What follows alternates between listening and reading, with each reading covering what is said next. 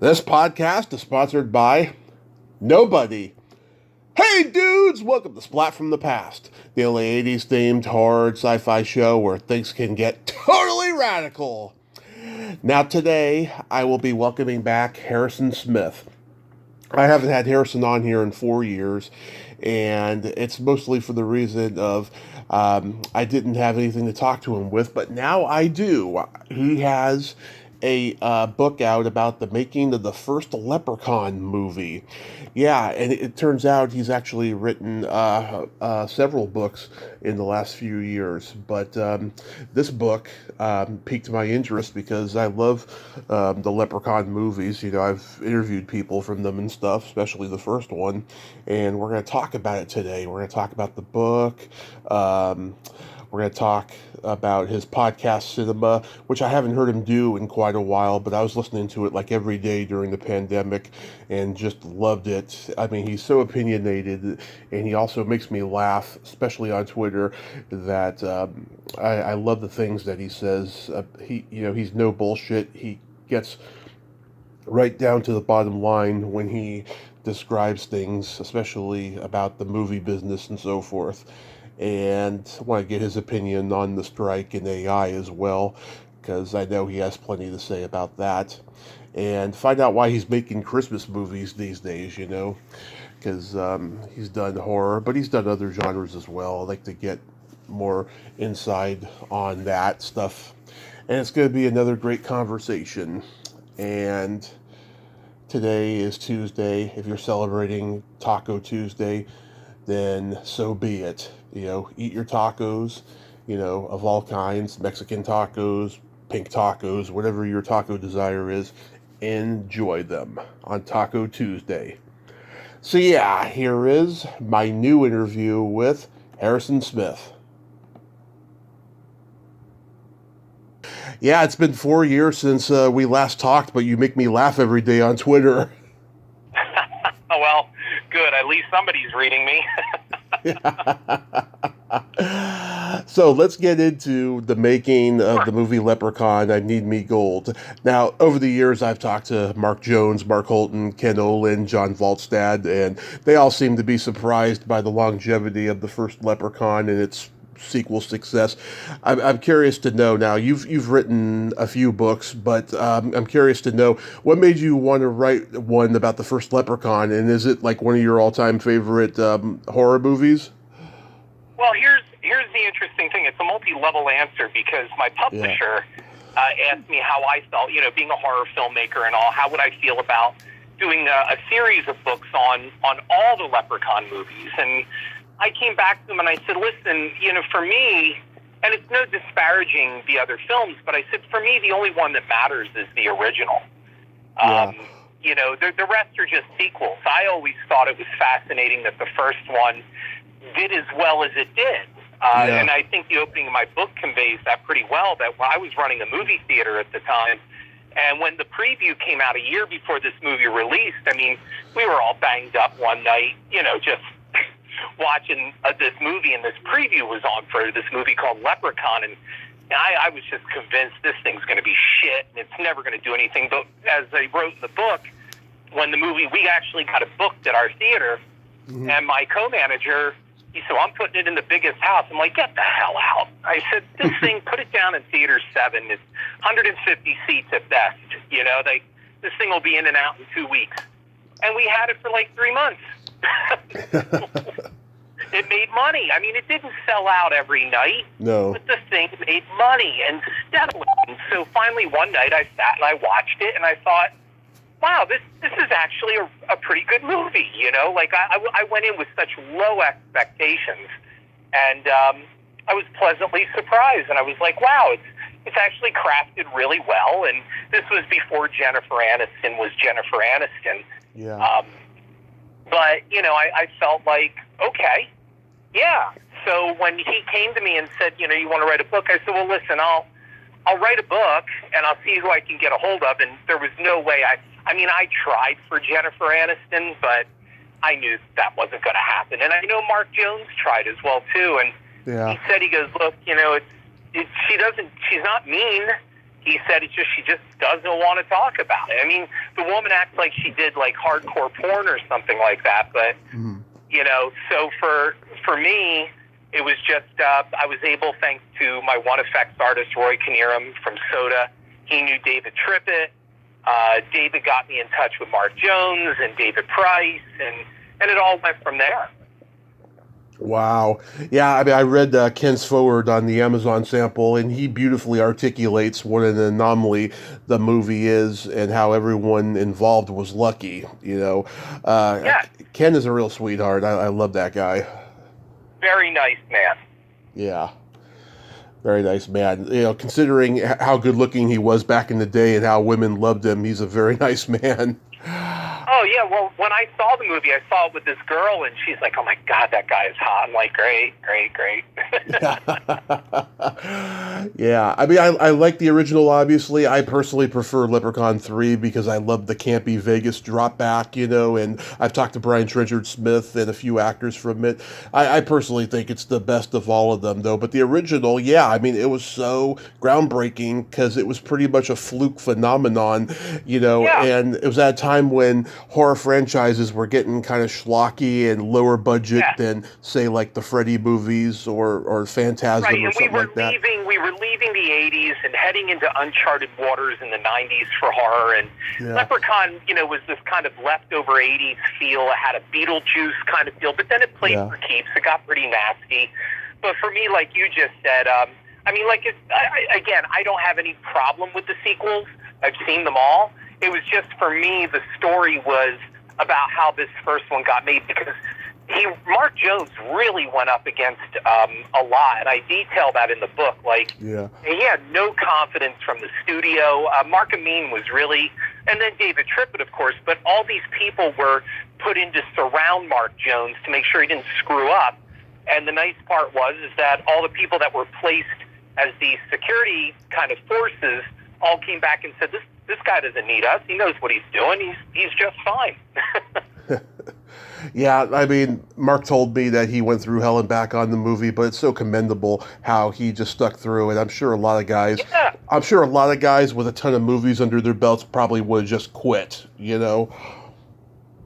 Oh, yeah, sure, because, you know, especially when, you know, you hear how people are saying shit like, you know, well, you know, in his contract, he has to have, like, you know, 2 days worth of good dailies, and if he doesn't, then we can replace him. And, you know, and I said to Mark, I said, it was all very arbitrary. I mean, so what if you had, you know, 2 good days and then, you know, or 3 good days and you have a bad one, but then you know, it's like there was no rhyme or reason other than this was a studio that was coming out of the gate with its first big production, its own original production, and they were just worried. And although that's pretty much standard operating procedure, you know, from what I understand, even Harold Ramis, you know, he was surrounded by, you know, very adept people when he was doing Caddyshack. He was a first-time director, and that's the other thing that I found interesting is Mark Jones had such an incredible pedigree as a writer in both cartoons and then live action and on TV,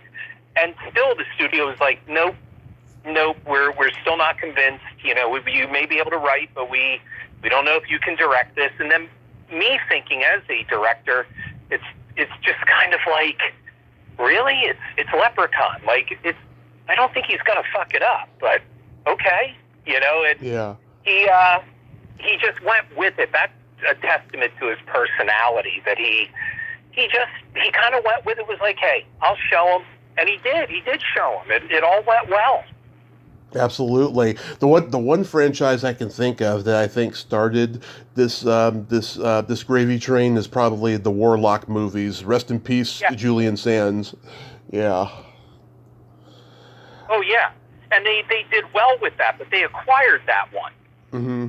So, you know, for them, this is like, okay. And remember, they weren't thinking theatrical with Leprechaun at first. They thought, well, we're going to play it safe. We're going to take this thing to video, because they knew we know how many blockbusters there are. We know how many Hollywood videos there are. We know how many units they will buy. Yeah. And so it was a sure thing. I mean, theatrical is just such a it's almost like a casino. Like, you may win one, and then you're going to, you know, strike out across the board. So they went and they tested it. They tested it in several markets, and the first test came back really positive. They couldn't believe it, and they were like, nah, it's got to be a fluke. Then they did another one, and then, no, that can't be right. And then they did another one. It was like, how long are you going to keep doing this till you just understand that you have a movie that people want to see? And it was a funky villain. And Mark himself said, and David Trippett said, that this thing was definitely modeled on Freddy Krueger. He had a wise-ass kind of personality. And Freddy was never originated that way. I mean, Freddy, if you remember from 84's Nightmare on Elm Street, was really a dark, sinister child killer. He wasn't this stand-up comedian that he turned into. And, so we were leaving that in the late 80s and early 90s. I think 91, wasn't that when Freddy's Dead came out? Yes, 91. Yeah.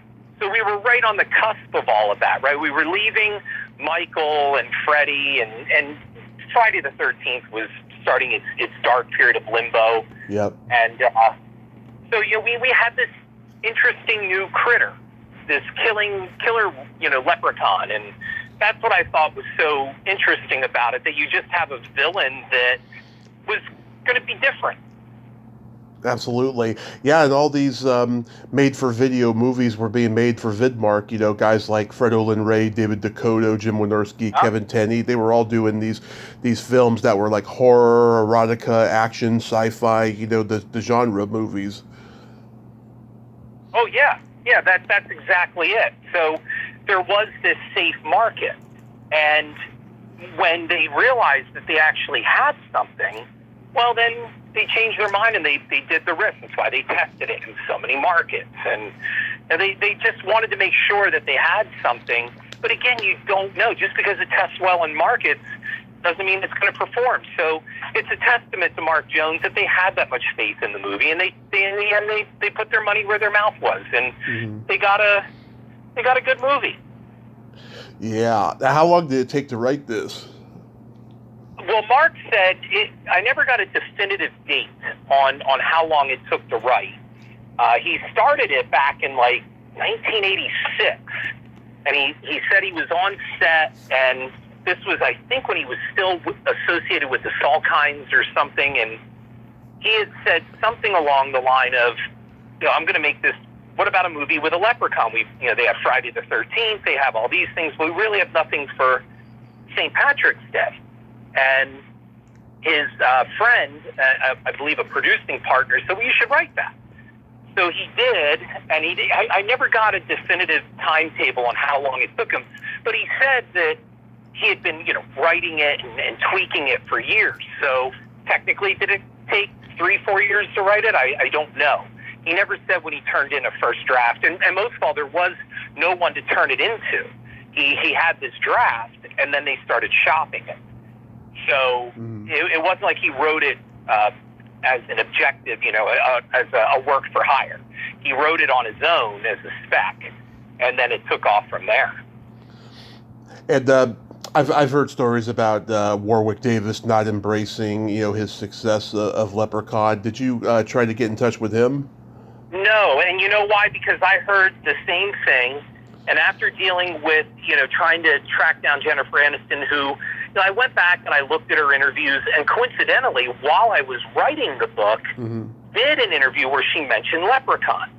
And she really was just kind of like, no, I don't really talk about it. And so I'm like, wow. Okay, I'm done. I mean, I reached out to all the proper channels Mark Jones did, and it wasn't going to happen. So why push it? So then with Warwick, I know that he wrote his autobiography, and I don't know, he was in the middle of Willow at the time, and frankly, I felt, what more can he say? He wrote everything about the movie that he did in his autobiography. So what am I going to do? Have an interview with Warwick Davis where he says, well, if you read my autobiography, that's all you're going to get. And I also did not want to write this book from a fan perspective. I wanted to write it from a filmmaker's perspective. So while we got Ken and we got Mark Holton and a few people like that, the point really was to, talk about how this movie was made from a filmmaker's point of view, because there's enough fan stuff out there. If you want fan stuff, you can go to the conventions. You can go online. There are umpteen interviews now. It's not like it was back in 1990 when you look for scraps in a horror magazine, Fangoria or whatever. Yeah. There just wasn't much. But now, if you want that kind of, what's Warwick going to add that we don't already know that he hasn't already said? Right. And then if they are nice, I've heard everything that Warwick is just a gem of a man. Yeah. But you don't want to irritate the guy either. It's just like I said, what's he going to say? And I just didn't want him saying, "Well, Harrison, just read my autobiography; it's all in there," and then make him annoyed and all that stuff. Or because I know that he does the conventions, and I've heard he's very lovely on the conventions, but it's got to wear on him. Yeah. And even his makeup artist. Like I went to his makeup artist, Gabe Bartalos, who did all the makeup effects on Leprechaun, and he pretty much gave me what I was looking for, and he said there really wasn't a lot of time on set for stories. Yeah. Warwick got into the studio, he got into the trailer like at 4 a.m. He was in makeup for 2-3 hours. He had a cup of tea in the morning. He was tired. Then he got his stuff on, and then they went out and they shot, and he stayed with them to take care of any makeup issues because there was no CGI to fix up anything if a piece of the appliance comes off or frays or, as he had said, seams are the death of a makeup artist on their work. So, again, with that, I think Warwick would probably just do nothing more than echo what Gabe Bartalos was already telling me. Yeah, I think that when Peter Bracke wrote Crystal Lake Memories, I think he was able to get a line or two from Kevin Bacon, who was completely shocked that anybody wanted to talk about Friday the 13th. Yeah.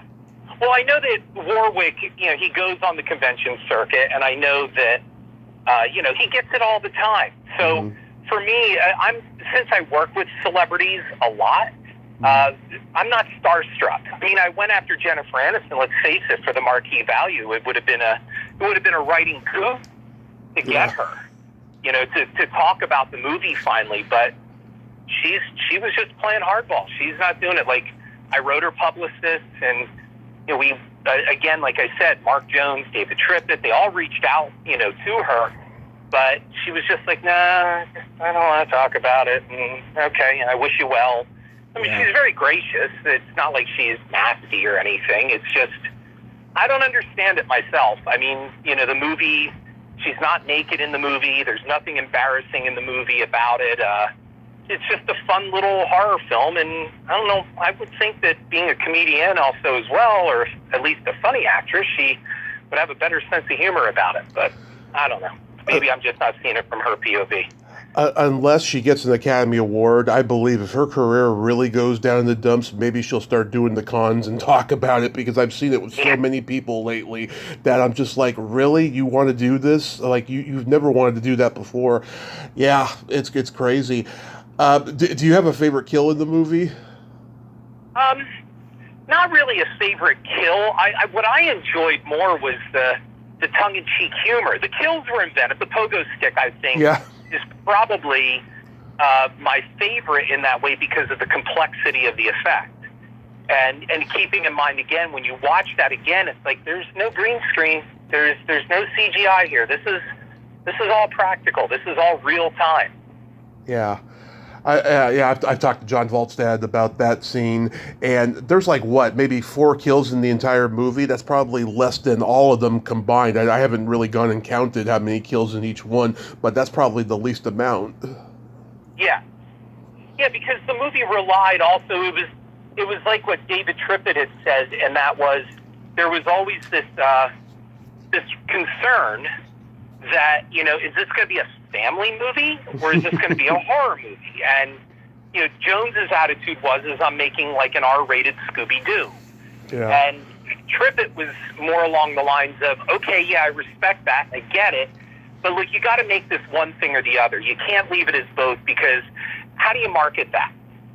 How do you get that out there? And you got to make it a horror film. It's got to stay on the horror side. You can have some dark humor in it, and I think that's where A Nightmare on Elm Street definitely helped with, especially in Freddy's Dead, with, all the gags and stuff that Freddy was doing, like the Nintendo and, the Power Glove thing and the hearing aid and all that stuff. Like, Freddy turned into a prop comic in that movie. Yeah, and I loved it too. I mean, I love that much more lighter side of Freddy. I like the original Nightmare on Elm Street, but it's super dark. I like Freddy when he's fun. Yeah, and look, I get it. Especially we saw that happen in the third one. We really saw, all of that happen in the third film, where, Freddy became more of a dark humor kind of guy. We saw that with the Dream Warriors, and so that it went into a different direction is really what it was. And it was funny because when Beetlejuice came out, it's like, wow, did Beetlejuice steal from Freddy or vice versa? Yeah. So, or Howie Mandel in Little Monsters, he was kind of Beetlejuice-like. Oh yeah, without doubt. And look, we were still looking for that kind of thing. It was still the 80s. And so we're still looking for a good time and a fun time, and you can have kids having sex and all that stuff, but as long as they die at the end, then the moral message goes out. And with Leprechaun, we didn't have the sex and die motif. We had in some ways, the Leprechaun is justified. They kidnapped him, they took his gold, right? They shoved him in a box for how many years? And the guy, all he wants is his gold back. Yeah. Like, that's it. And they keep fucking with him. And it's like, just give the guy his gold, and he's on his way. But they, so in some ways, look how the original guy treated him. Yeah. They kidnapped him, brought him home from Ireland, and put him in a crate. Absolutely. Kind of justified.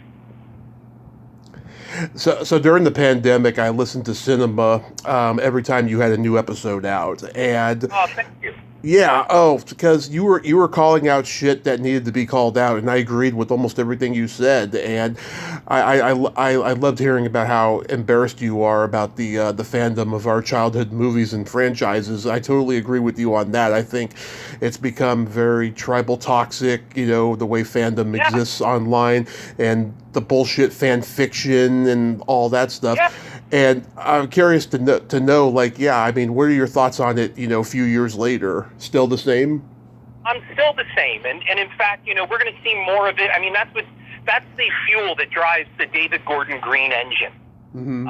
And that is, he's just jumping onto these already established franchises, and you really can't fuck them up as long as you put in the fan service. So we're going to bring back Ellen Burstyn, and the rumor is Linda Blair might even pop in. And, look, these movies are not being made for new audiences. They're being made for us. Mm-hmm. And you're going to see these things, and it's a bunch of 40, 50-year-old men that are sitting in the theaters, getting hard-ons in these things. Oh, my God, it's Lonnie. Remember him? He was the one Dr. Loomis chased away. Yeah, he was on screen for, what, a whole fucking 10 seconds? Yeah. In 1978, but now we're going to build a story around this guy? Yeah. It's like...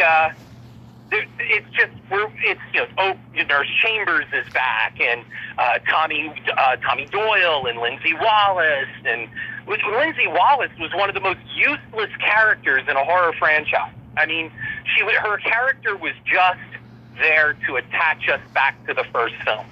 That's it. They gave this woman nothing to do. She did zero, and that's what I'm saying. She's just there for fan service. Yeah, that's all it is. I know it's really weird, and I've had great conversations about this with a lot of people. It's become really strange. What are your thoughts on the HorrorCon scene?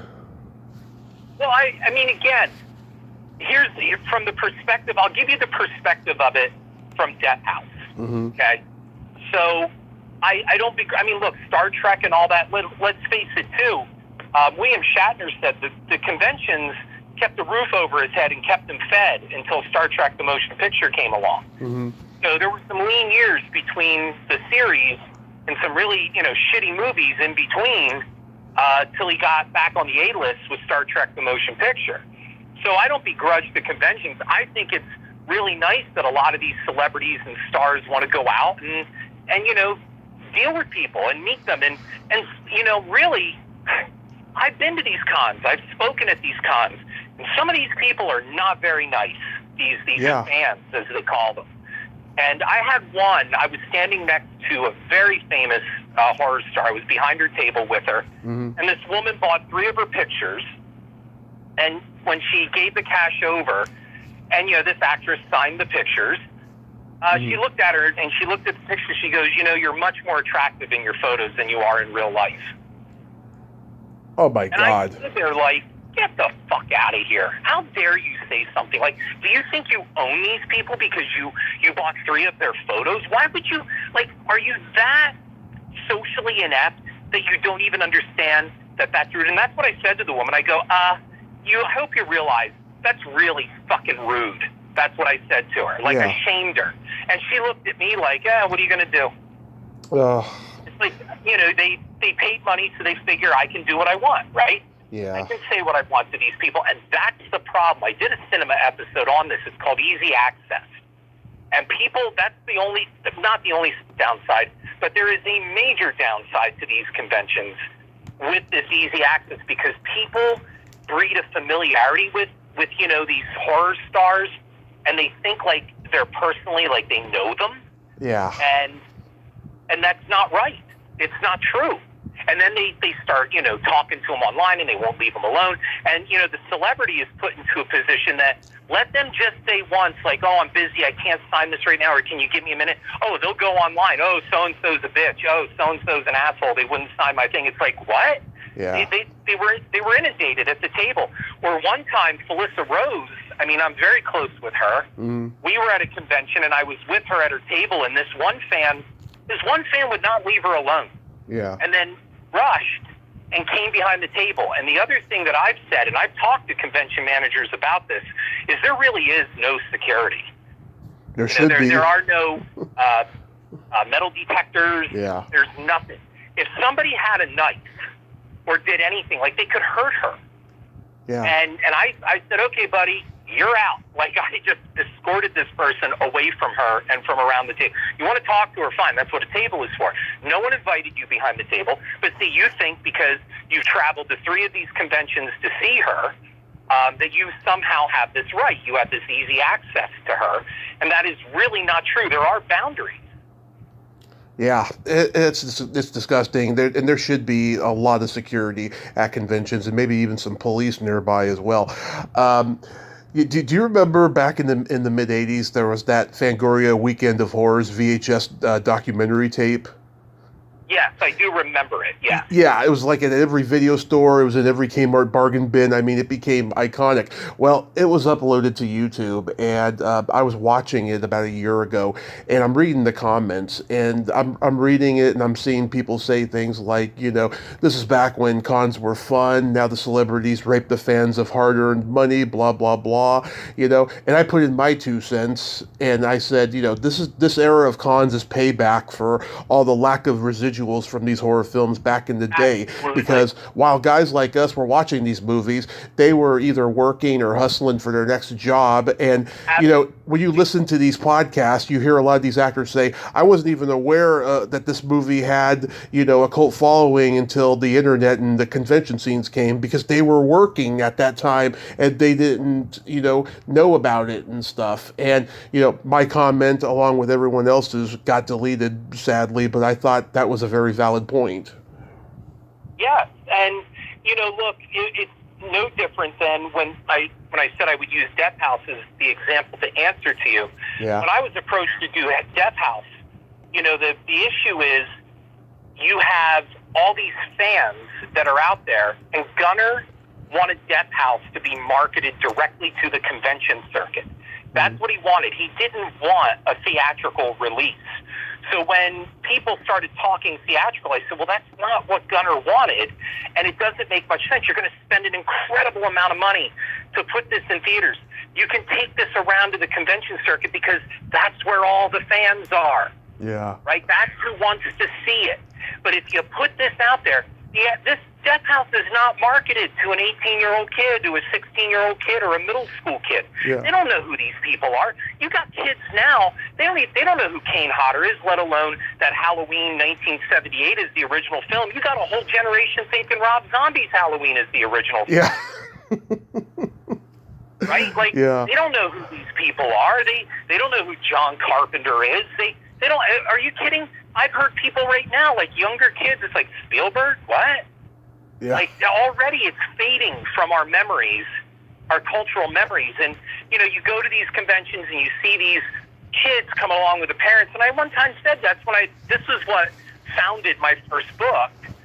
This time it's personal, because these kids are at these conventions. I said to this one boy, I said, hey, you like coming to these things? And he said, I come with my dad. My dad's always telling me, I was 14 when this came out, and this scared me, and I want you to meet these people. It's like, he goes, I'm bonding with my pops, Yeah. And it's like, but they don't know who these people are.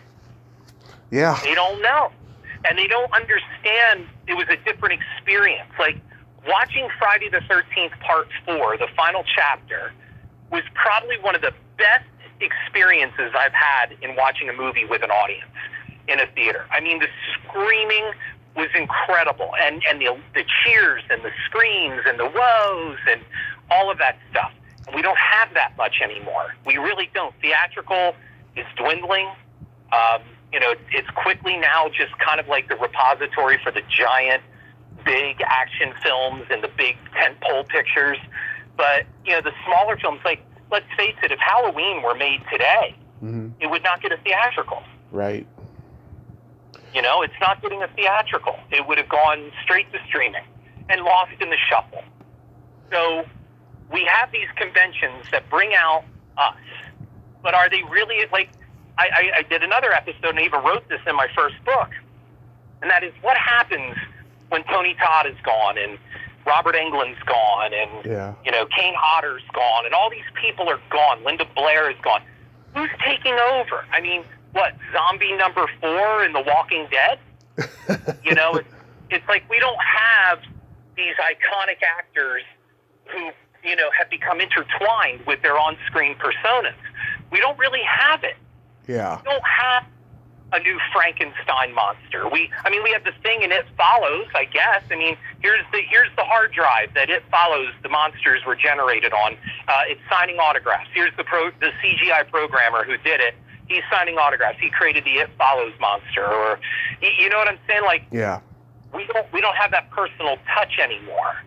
And there's a reason that all of these monsters, basically, almost all of them, not all, but they all had common names: Freddy, Michael, Jason. Right? These are common names because they were for the common people. These horror movies were for the masses. Mm-hmm. And, but those masses have now are aging out, is what I'm saying. So these conventions, I don't know what's going to happen to them once these big Hallmark stars are gone.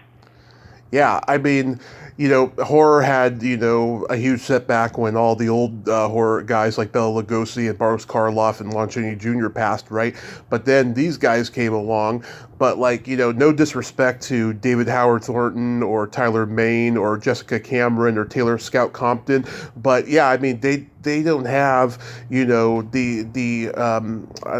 don't know if talent is the word, but just the iconic coolness that, guys like Robert Englund and Tony Todd and Bill Moseley and so forth have. Well, they also don't have the fortune of having. Look, horror is, and nothing against. I know several of those people personally. Yeah. And it has nothing to do with their talent. They're gifted. They're wonderful. That's not. I mean, both women you cited are beautiful. It has nothing to do with that. The issue is they are also out of the decade. Horror is very endemic to the decade it's gestated in, and we don't have the same formula or circumstances to make some of their films blow up the way that the Freddys or the Jasons or the Michaels did. The 80s were a very different time. Keep in mind, our children have changed. The way that they socialize have changed. Wanton sex or promiscuous sex is not at the priority list now of teenagers. They'd rather sex on their phones and sit in the comfort of their bedrooms and send eyeball pictures to each other on Snapchat than actually go out and hook up. So the premise of that these things built into their lore, which Scream effectively came along and parodied all these tropes, they pioneered all that. So the people that you just mentioned, they don't have films like that because those films came out in a different time. And what really finished off the slasher movie in the 80s was the AIDS epidemic. So the sexual landscape had shifted by the late 80s. And even now, a lot of kids are not going to summer camp. They don't even know what that is. Yeah, exactly. You know, they don't even get it. Like, they'll watch Friday the 13th. Like, you can remake Friday the 13th. You can reboot it all you want. But if you're going to keep it the same way, and that it's at a summer camp, and it's not going to be a period piece, but you're actually going to try to make it take place in the contemporary time, a lot of kids look at it and go, this is stupid. Who would go do that? Who goes away for a month to summer camp? Who does that kind of shit? Yeah. Nobody does that at art. Yeah, that's absolutely right. Now, are you done with cinema? Because I noticed you haven't put out new episodes in a while. Yeah, I kind of wound it down because I felt that I really have a lot more to say. You know, like the basics are all there, and every once in a while something hits me, but I'm like, I don't know. But I mean, I think it's a good, archive. I think that there's some really good stuff in there that, again, they weren't movie reviews, and it's not me ranting. I remember somebody at a convention one time said, you're so angry when you talk. I said, no, that's passion. That's not anger. It's passion. I care about what I do. I care about the genre. I care, and that's the problem. There are too many people who don't, and there are too many people that are making this stuff that just don't give a shit. They just want to get a good solid weekend, get that thing to cross over a certain financial threshold, and call it a day. That's why it's deadly to start calling films content. Because the moment that they become content, then they're no different than fast food that's just to be consumed and shit out. That's it. Yeah, exactly. Now, I was listening to the interview you did recently with Jonathan on Crazy Train Radio, and you guys talked about the strike in AI, and this has been the scariest time in the history of entertainment. Do you see any light at the end of the tunnel for this catastrophe? No. I do not. I see no light at the end of the tunnel in the same way that I would say that the day the atomic bomb went off, which ironically, of course, or coincidentally, Oppenheimer is now in theaters, but there is no light at the end of the tunnel. This technology is not going to go away, and the studios, the more that it progresses, and the more that it can be refined efficiently without, all the ups and downs with it, they are going to continue developing it. And they will continue doing whatever they can to go the path of least resistance, especially financially. And that's what this means. So, all these actors, they're rightfully complaining about, their residuals and stuff. But what they're not understanding, I think some of them understand it, but I don't know why. I wrote a 19-page open letter to the guilds, and also to the publications, the trades, which are all corporate-owned, and said, this is the Alamo, and this is not an over-exaggeration. AI is going to impact the human race greater than the splitting of the atom. And it's going to wipe out the entertainment industry as we see it. My prediction is, within 10 years, film studios will become technology studios, and that the executives will be Silicon Valley kind of lords. Yeah. And they're to look at, digitizing everything that they can, every trademark face. Look, there's going to be a day when if you want to watch Casino Royale with Sean Connery, you're going to be able to do that. We already have it. We have an Indiana Jones that will never age. We just saw it in Dial of Destiny. Yeah. So it's coming. And make no mistake, that's why Bob Iger was speaking. I'm telling you, he was speaking on behalf of all the studio heads. And that is, go ahead, keep striking. When you start losing your homes, you'll come back. Because if you read between the lines, the answer is we're not afraid, because we're developing something to replace you anyway. Yeah. And that's what they're doing. And You'll never convince me otherwise. And then all of a sudden these little stories leak out. The one set of actors that just said when they were making the one Marvel movie, they were taken into this, trailer and they were body scanned. Yeah. And, they're going to be used later, and, they have to sign these waivers and all that stuff. And it's like, the only ones that will survive this and make any money are the big A-list stars, the Julia Roberts, the George Clooney, Tom Hanks. These people who, they will set up trusts and estates, and they will set these things up where if you want to use me in a movie long after I'm gone, you're going to pay my family, this certain wage or this certain fee, a licensing fee, and that's what you're going to do. But all these other actors that don't have that kind of money and these high-powered lawyers, that's it. Eventually you're not going to need actors.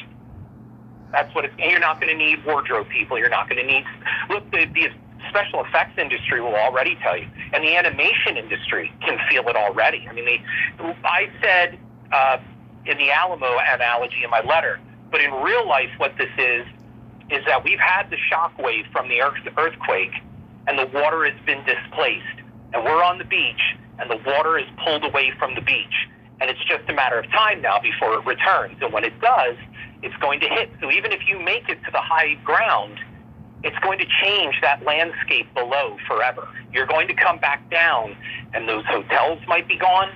The coastline is going to look different. That's what's going to happen.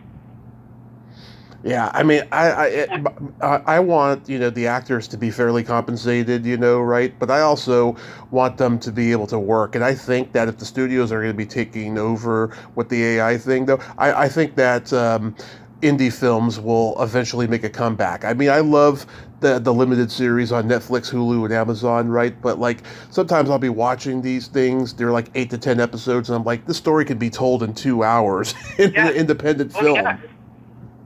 But here's the thing, I want to believe that and I'm the independent filmmaker here, so I want to believe that there is that light at the end of the tunnel. Yeah. But the problem with that is it's going to take a while for that to come around, because when people go, oh, no, the human element will never go away. I'm like, oh, yeah? Did you watch The Flash? Yeah. Really? What human element was there? Did you watch Indiana Jones and the Dial of Destiny? 4 people to write that lousy script? Really? 4 A-list writers to write that 3-hour dreadful piece of crap. Yeah. Is what it was. It wasn't any better than Crystal Skull. And it just, I'm sitting there and I'm just like, when that credit came up, for screenplay, I'm like, 4 people? Really? And these 4 people gave us a Bill and Ted's Excellent Adventure ending? Really? Yeah. This is what we got. We went from the Wrath of God in the Ark of the Covenant to basically Bill and Ted's. That's what we got. Yeah. And I'm sitting there going, there is no human element. Most of the chase scenes are augmented by CGI and AI. Harrison Ford's reduction in age, all AI. And I don't care what anybody says. I've heard people go, oh, the AI is terrible. No, it is not. If you didn't know any better, you'd swear that was 42-year-old Harrison Ford. Yeah. No, don't give me that. That isn't Polar Express, Uncanny Valley CGI. This, you wouldn't have known. And the only other thing that I can't understand is, why did they keep his old gravelly voice? Yeah. Why did they AI Harrison Ford's voice? Look, I remember what Harrison Ford sounded like as Indiana Jones in the 1980s. I was a teenager. Mm-hmm. He did not sound like he was ready for a nap. Yeah.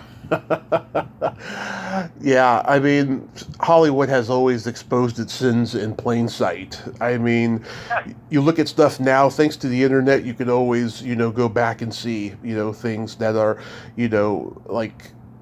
disappeared forever, but, here they are, and you can see all the signs of everything. So you've written, 4 books now? 4 books, yes. I'm working on a series of 4 more with the director of Land That Time Forgot and Motel Hell and all that, Kevin Connor. Oh, I know Kevin. Yeah, I've had him on. Great guy. A wonderful man. Yeah. I mean, are you enjoying the literary world now? Because it can be pretty tedious to write. Yeah, I enjoy it, but I enjoy writing about what I love. So I get to, The Last Dinosaur. Let's face it, nobody was looking for a book on the making of The Last Dinosaur. Okay, It's not like, you know, there are a legion of fans for this cult classic 1977 ABC Friday night movie, but it does have a following. And most of all, there was a good movie in it. And that's what I examined. And I remember even in writing it that Joan Van Ark was extremely hesitant to contribute to the book because she said, I'm afraid you're a fan who's going to try to turn this into a good movie. And it wasn't a good movie. I said, Joan, I'm not going to do that. However, I am going to call out certain things for what they are.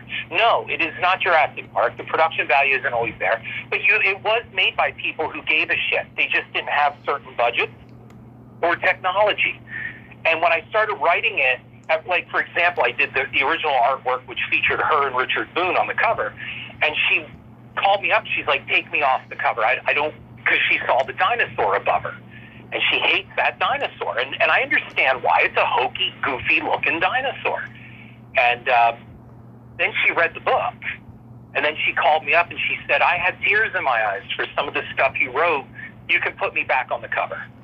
Oh. Because she saw that I got it. I wasn't a fan going, oh my God, I love The Last Dinosaur and I want to write about this. It was like, I want to look into the process, the whole Western civilization versus Eastern civilization, and what we want from our entertainment. The Eastern side is very surrealistic, and you can see that in the 1960s as well, Godzilla movies, where the sets have this, you know, surrealistic feel and painted backdrops instead of real skies. And then you have Western producers and a director coming in who want realism. And it was just a weird confab that probably, it just didn't work well together. It was like a forced peanut butter cup, but it just didn't taste all that great when it was done. There are some great things on both sides. And if you look at, I mean, Richard Boone, everybody was like, oh, Richard Boone was drunk. You can tell now he's drunk. Actually, he wasn't. He wasn't. And the thing is, the guy, he knew at that point, he had been diagnosed with esophageal cancer. Yeah. So he knew this is probably going to be one of my, if not my last, one of my last. And he knew that the title, I think he chose this because the title resonated with him. But he was the last dinosaur. Richard Boone was a man's man. Yeah. And if you read my book, he wrote an open letter to the industry in Variety magazine back in, I think it was 65, where he said, the studios, in making television, you're just making content, you're making crap, and you're not worried about making anything of quality, and this is going to kill our industry. You know, step it up. So he understood, and I think he came to the movie hoping that, you know, it was going to have, you know, a much different tone and look to it. Yeah. And I think as they were shooting it, I think he saw, because he knew everything about production. Like, he knew how to place lights. He knew where to position. He knew probably better than some directors, you know. Mm-hmm. So I think he started to see where it was going, and I think his heart kind of fell a little bit. And he, as a professional, he pushed through, he did it, and he turned in a good performance. In fact, it would have been a far greater film if it just had been given the finessing that it needed. And I just think what really harmed it, despite all the positive things of the Japanese co-production, is that it was just two art styles slammed together, and it just didn't mesh. Are you a 10-page kind of a guy when you write, like, you know, 10 pages a day? Oh yeah. I'll write even more than that sometimes. You know, I interview these subjects, and then I do my research, and I footnote everything. Like, you know, so when people go, well, how do you know? Well, here it is. Here's the source that I got it from. You know, so there is this speculation, and again, I'm writing from a filmmaker's point of view, not a fan's point of view. When I'm talking to Kevin Connor, it's not, other than once in a while you ask a question like, so is Doug McClure, you know, give me a good story if you can, like, did he play a prank on anybody, what kind of sense of humor did he have? But it's not like, oh, what was Doug McClure like, and did you guys get along, and like, who cares? Nobody cares about that. I want to know, how did you get Doug McClure for The Land That Time Forgot, and why? And most of all, you end up making several more films with him, so something clicked here. And then you find out, through asking that question, that Kevin Connor did a John Carpenter, and that is pretty much assembled a cast and crew that he rolled over again and again into these other films, which is why Connor was able to make so many films in a short amount of time, because they were already ahead of the game in a lot of respects because they all knew what the other was thinking. I noticed you've been directing Christmas movies lately. Where did that shift come from? Well, the shift only came from the necessity also to pay the bills. I've done 2, and that's going to be it for me. So I'm back into horror with my upcoming serial killer film, Break. I have a supernatural horror coming up called Keepsake, and then another one, a slasher called Trope.